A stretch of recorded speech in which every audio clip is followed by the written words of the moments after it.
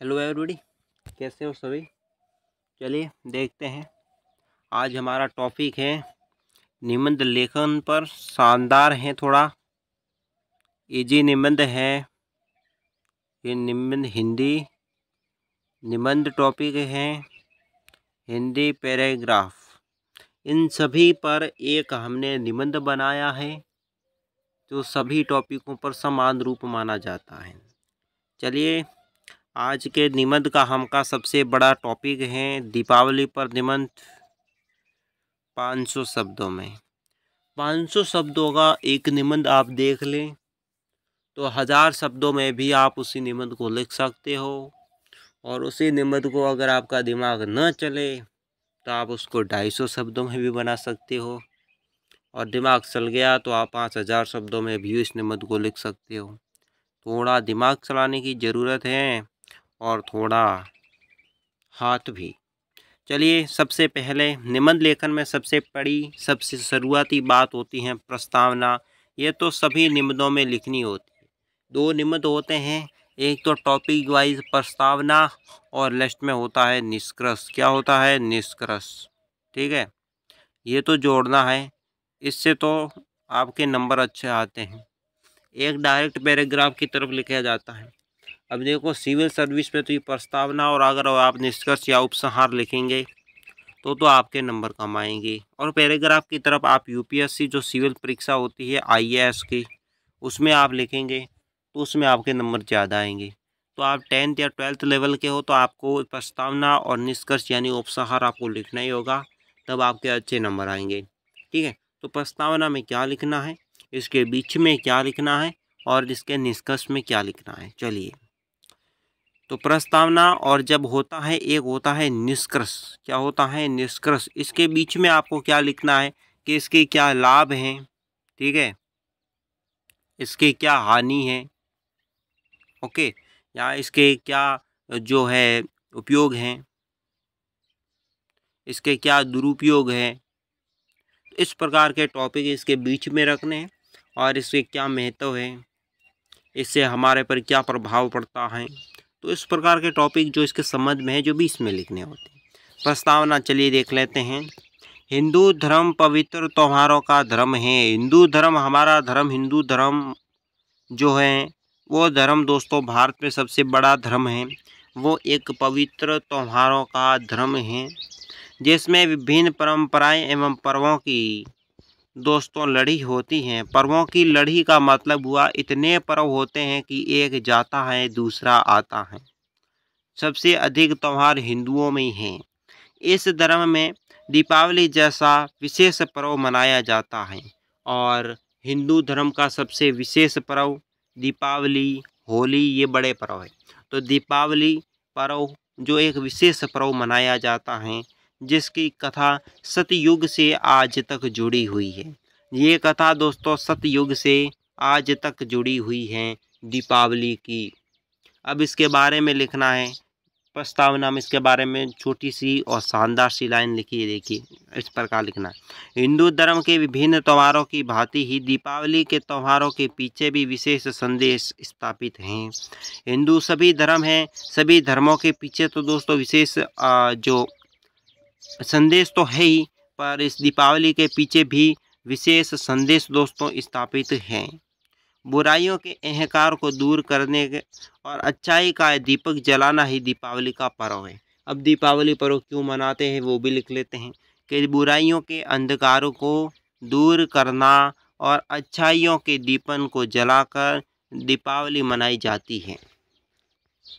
यह दीपावली का प्रतीक है।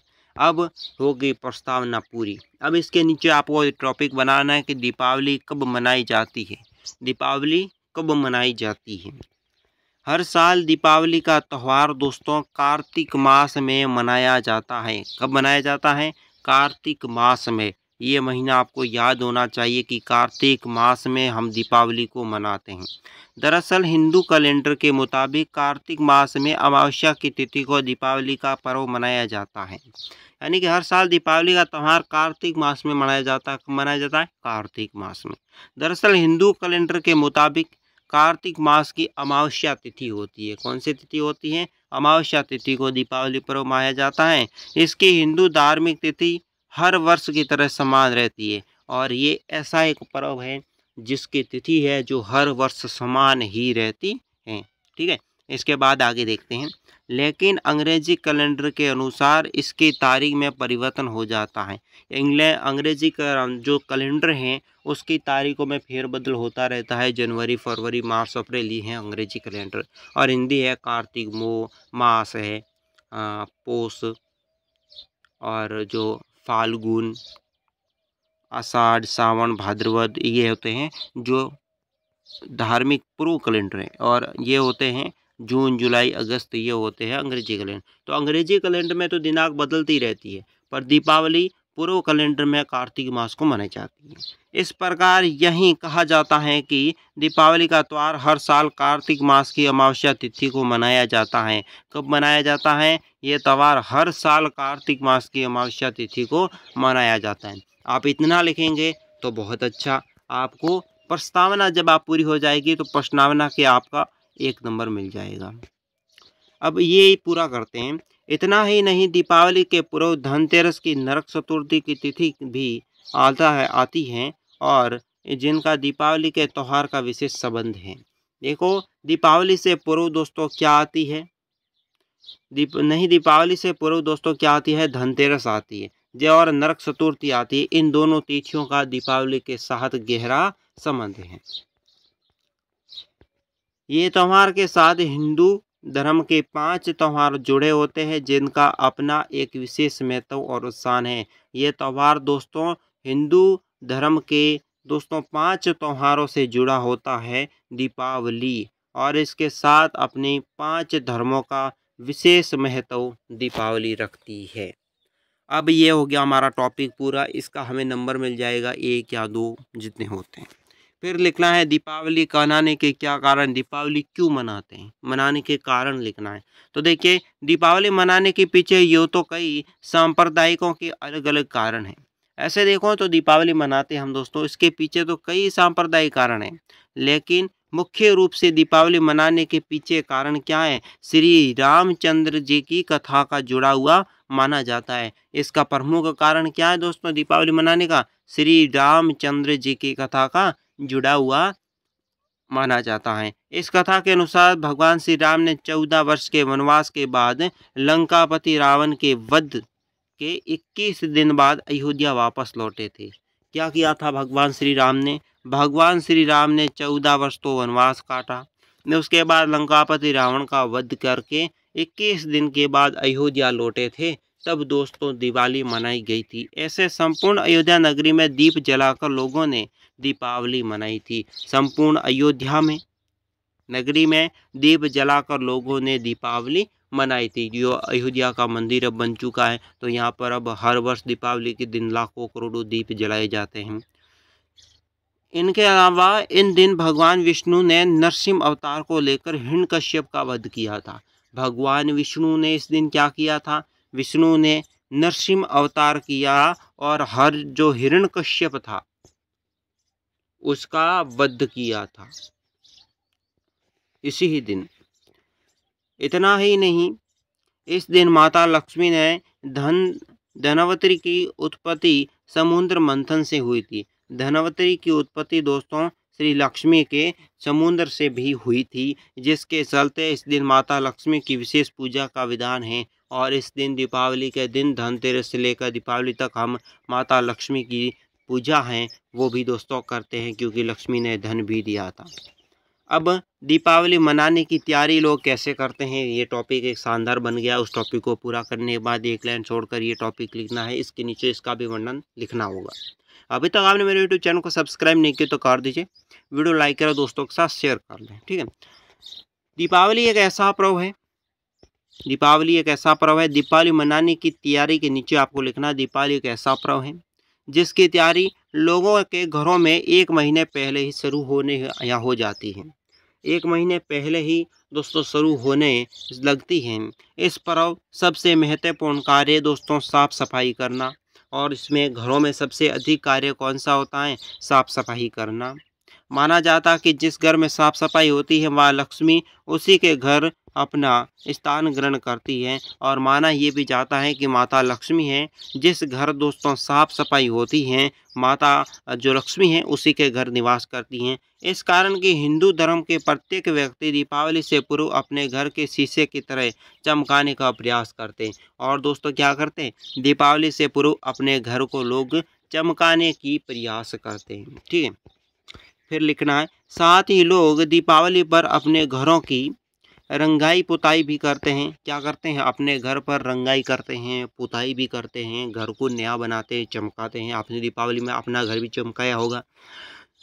पूरा जगत जगमगाती लाइटों से सजाते हैं, मिठाई व पकवान भी बनाते हैं। और दीपावली के दिन तो नाम लेते हैं, मिठाई पकवान का नाम लेते हैं तो मुंह में तो लार आ ही गई होगी। तो हम मिठाई पकवान भी बनाते हैं, जो भी करते हैं दिवाली में वो हमको लिखना है यहाँ पर।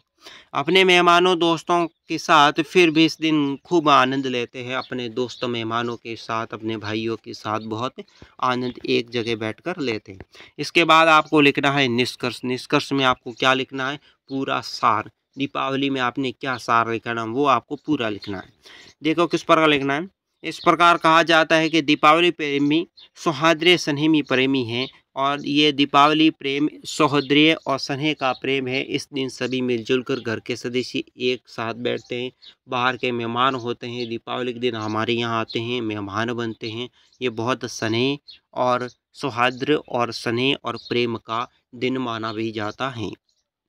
जो लोग आपस में जोड़ता है वो इस पर्व अपने रिश्तों की खटास को कम कर देता है। और रिश्तों को जोड़ता है तो खटास भी कम कर देता है। अपनी देखो कोई बेटियां होती है, किसकी बहनें होती हैं, बाहर गई हुई होती है, शादी कर दी जाती है, तो दीपावली के दिन उन्हें याद आते हैं घर पर।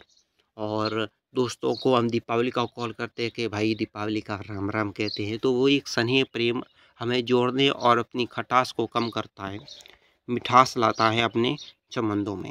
साथ ही मिलजुल कर एक दूसरे को अच्छाई व बुराई का प्रतीक समझता है। इस प्रमुख पर्व की शुरुआत रामायण काल से हुई थी, लेकिन दुनिया भर में आज भी इस त्यौहार को उल्लास व उत्साह से मनाया जाता है। दीपावली दोस्तों इसका उत्थान शुरुआत तो हुई थी रामायण काल से, वर्तमान में भी इस त्यौहार को उत्साह और उल्लास से हम मनाते हैं। बहुत अच्छा है ना। जितना सौहर्दीय वर्षों में भी पहले मनाया गया था। और इसमें दोस्तों पीछे आज से भी जितने रामायण काल से लेकर बीच में जितने भी वर्ष आए थे उनमें हर्षोल्लास के साथ भी दीपावली मनाई थी। अब दोस्तों एक चीज़ ध्यान रख लेना, निबंध लेखन आप कर रहे हो तो निबंध लेखन में अगर आपको किसी पर्व पर पूछ लिया जाता है ना, तो आपको यहाँ लिखना क्या है वो प्रथम बात ध्यान रख लेना कि अगर आपने किसी दीपावली पर पूछा है तो आपको दीपावली आपने ही मनाई है तो आपने घर में क्या क्या किया, आपने घर में क्या क्या किया, आपकी मम्मी ने क्या बनाया, क्या किया, वो सब कुछ आपको इसमें लिखना है। और जो लाइन होती है ना वो इस प्रकार लिखनी है कि सामने वाला व्यक्ति जो परीक्षार्थ जो कॉपी चेक करने वाला व्यक्ति होता है वो देखते पढ़ते ही उसका दिल है ना वो अच्छा लगना चाहिए कि वाह विद्यार्थी ने कुछ लिखा है और उसमें कुछ अपना योगदान रहा है, तो ही दोस्तों आपके अच्छे नंबर रहेंगे। इसमें अब निबंध में 3 चीज़ आपको ध्यान रखनी है। अगर 500 शब्द का निबंध का है तो 500 शब्दों में लिखना, 250 शब्द का निबंध का है तो 250 शब्दों के आसपास लिखना। 240 हो जाए, 50 हो जाए, कोई कमी नहीं है। 250 पूछा है तो उसमें 1-2-3 अक्षर कम भी हो जाए तो भी, शब्द कम हो जाए तो भी कुछ नहीं, पर ज़्यादा लेख नहीं लिखना है। ठीक है। दूसरी है राइटिंग। आपकी राइटिंग दोस्तों होती है ना वो आपको ध्यान रखना है राइटिंग पर। और तीसरी बात है जो आप तथ्य लिख रहे हो ना, तथ्य को थोड़ा सही लिखना है कि राम ने रावण को मारा। तो कभी कहते हैं कि रावण को राम ने मारा, बात तो एक ही है पर कथन सही है कि राम ने रावण को मारा। रावण को राम ने मारा ये कथ्य उल्टा हो जाता है। तो थोड़ा जो आप लाइन लिखते हो उसको थोड़ी सजाने की कोशिश करो। ठीक है। और कैसा लगा ये निबंध आपको कमेंट बॉक्स में बताना है। चैनल को करें सब्सक्राइब, वीडियो को लाइक करें, दोस्तों के साथ शेयर कर लें। और आज की वीडियो में इतना ही। बाकी वाले सभी निबंध ऑल निबंध हमारे यूट्यूब चैनल पर अवस्थित है और आप प्लेलिस्ट में जाकर सभी निबंध को देख सकते हो। ठीक है। तो निबंध नाम की प्लेलिस्ट है, निबंध संग्रह नाम की बनाई हुई है जिसमें सब निबंध जोड़े गए हैं। तो और हमारे चैनल को अधिक से अधिक सपोर्ट करवाएं और सब्सक्राइब बढ़ाने की सब दोस्तों कोशिश करें। एक गरीब का भला करने में आप कोशिश करें। धन्यवाद दोस्तों, मैंने मेरी मेहनत कर ली और आप अपनी मेहनत ज़रूर करें। धन्यवाद और बेस्ट ऑफ द लक। आने वाले निबंध में आपको अच्छा निबंध हो, हम ये भी आपसे प्रार्थना करते हैं। धन्यवाद।